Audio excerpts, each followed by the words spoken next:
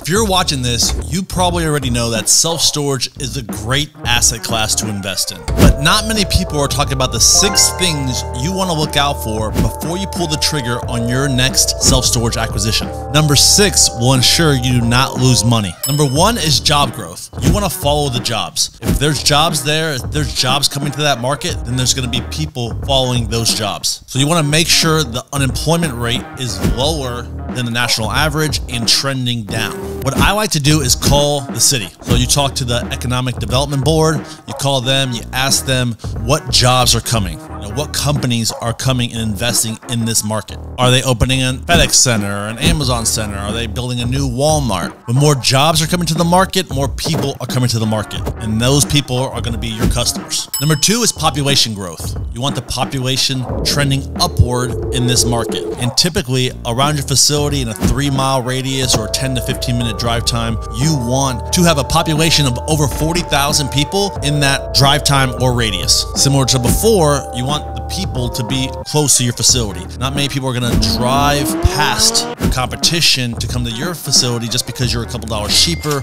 or you have 1 or 2 extra amenities. So you want the people local to you because most people are only going to drive about a 10-minute drive time to your facility to rent and store their belongings. Being in a location that's convenient to majority of the population is key. Number 3 is median income. We typically look for a population that has a median income of 50,000 plus. This means they have expendable capital, and the expendable capital allows them to buy stuff, and what they do with their stuff is typically store it.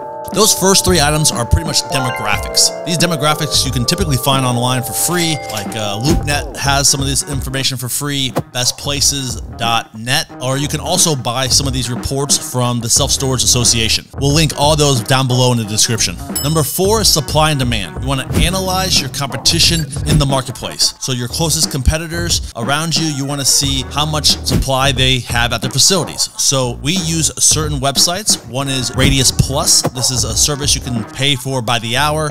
Yardi Matrix is another one we use. That's more of a subscription service. So these services will allow you to determine the supply in this marketplace. So whether it's a 3-mile, 5-mile radius, you'll be able to determine how many facilities are in that location and what their net rentable square footage is. And they will allow you to compare it with the population in that same radius. So this will determine your supply index. This number is kind of arbitrary now because I used to be told it was 8 to 10 square feet per person. So if there's a population of 10,000 people and there's 100,000 square feet of self-storage available, that's 10 square feet per person. And that was like the average or the median that you would want to see. So if it was 20 square feet per person, you'd say it's oversupplied. Or if there's 3 square feet per person, it's undersupplied. So a market that was undersupplied was a good market to build additional self-storage. However, every market's different. There's markets that we're in where the supply index is 20 square feet per person and everybody's full. So these websites will help you determine who all your competition is in the marketplace. But it's actually, you have to dive a little bit deeper and call each of these facilities to get a true idea how full they are and how the demand is in this market. So we are essentially going to take this list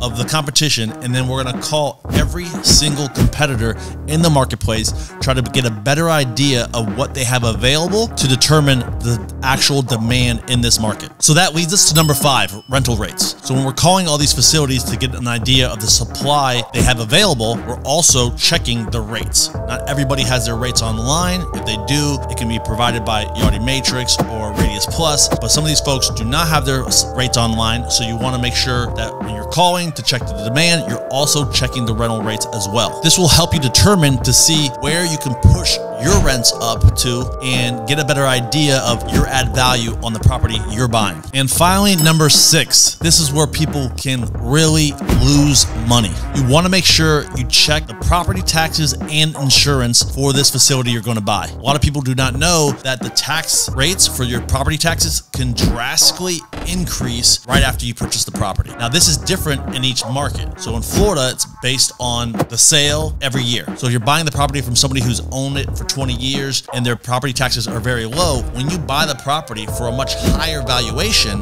those property taxes are going to drastically increase. And if you're not taking this into account into your expense ratios, you are going to eat it. So what we do is we call the local tax collector. We determine from them how they adjust the taxes moving forward after a sale. Some states are every couple of years. It really is location by location. So you want to check with the local tax collector and see how they adjust for property taxes. And then insurance. You want to make sure you get a quote for insurance. I've seen a lot of expense reports from sellers where they have very minimal insurance. They own it free and clear, so they're not required to have building insurance. They might only carry liability, so their insurance seems very low. If you're just utilizing their numbers for your numbers, you're going to be in a bad situation when you actually get that insurance quote. So you want to make sure you reach out to a couple insurance brokers up front and get this expense in writing, or get a basic quote of what it might be for you if you took over this facility. Your two highest expenses on a property are taxes and insurance. If you can know ahead of time what these numbers will be, it will make sure you're not going to lose. If you're looking to invest in self-storage and you need some assistance to get your first deal, we can help you. We can help you like we helped Barry and Brandon lock up a self-storage facility. We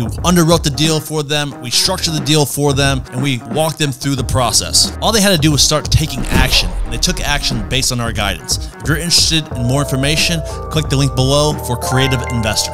We would love to have you be a part of our community today.